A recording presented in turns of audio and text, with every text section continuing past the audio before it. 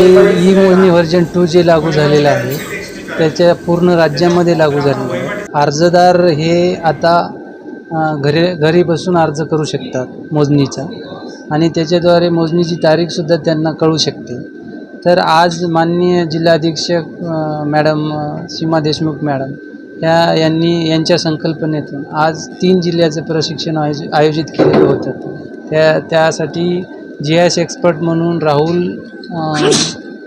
नागरे म्हणून आले होते. त्यासाठी मी या 3 जिल्ह्याचा कॉर्डिनेटरसुद्धा आहे व्हर्जन 2चा.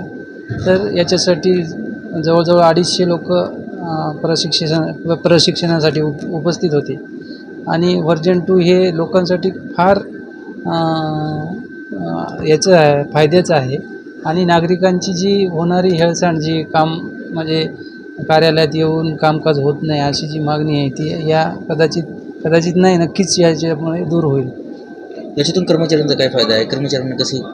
कर्मचाऱ्यांना आता पेपरलेस होत आहे हे आणि